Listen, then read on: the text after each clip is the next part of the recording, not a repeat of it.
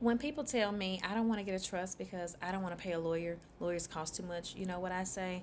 Well, you know how much it costs to go through the probate process?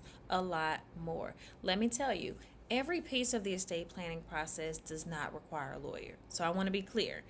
You don't have to have a lawyer to name beneficiaries on your account.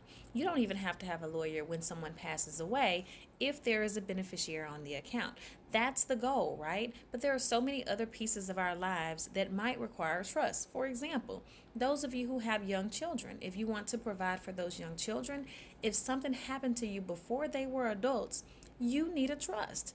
If you name those children as beneficiaries, somebody will have to go through a probate process and pay a lot more than what it costs to actually set up a trust right now.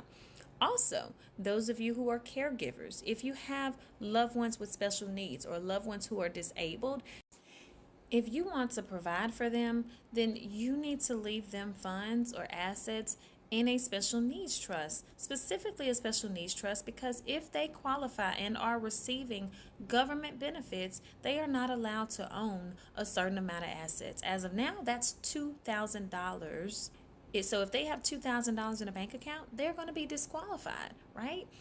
That's why a trust is actually helpful for many individuals. So, those of you who believe that you don't need a lawyer, that it's not worth the money, I'm going to tell you that there are many circumstances where you do need a lawyer. But on top of those circumstances, you still need to do the work that doesn't require a lawyer, right?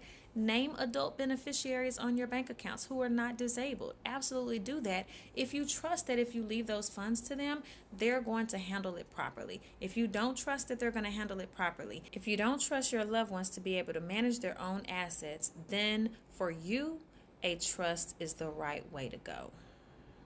Now, listen, if you need more information, check out my link in my profile and take a look at my All About Trusts webinar because I do talk about different trusts and how it can help families who are dealing with these different circumstances where maybe a lawyer is necessary.